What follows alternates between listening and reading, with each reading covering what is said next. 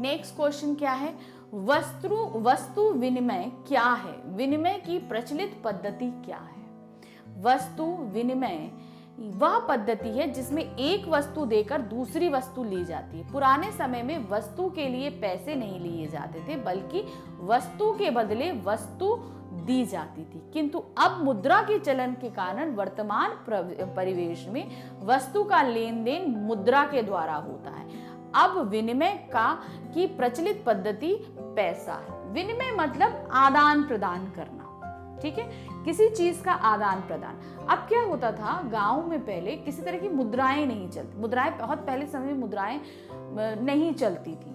तो उस समय क्या, अगर प्रचलित होती भी थी तो सबके पास तक नहीं पहुंच पाती थी।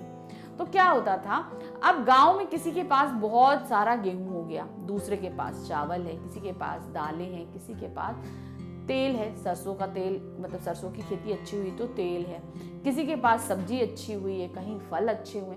तो ये लोग के पास पैसे नहीं रहते थे, तो ये लोग कैसे करते थे, थोड़ा गेहूं ले जाके उन्होंने एक दूसरे व्यक्ति को दिया, दूसरे व्यक्ति ने उसके बदले में इन्हें आलू दे दिया। अब उनके पास गेहूं तो ज्यादा है, उनकी जो अपनी डेली जो इतना वो खा सकते हैं उससे कहीं ज्यादा है, तो वो क्या करते हैं, वो गेहूं ले जाके हर जगह दे देते थे और उसके बदले में अपनी जरूरत की चीजें ले लेते थे। जैसे उनको सब्जी जरूरत है, फल जरूरत है, चावल जरूरत है, दालें जरूरत है, तो जो कुछ उनको जरूरत होता था वो वस्तु देकर वस्तु ले लेते थे, मुद्राएं नहीं होती थी।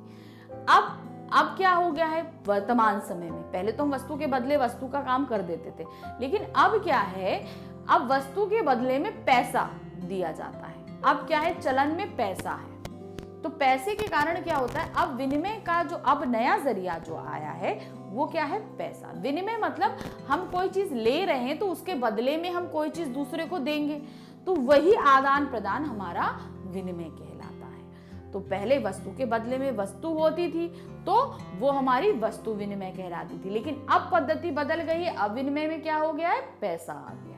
तो ये चीजें होती हैं आदान प्रदान के हिसाब से।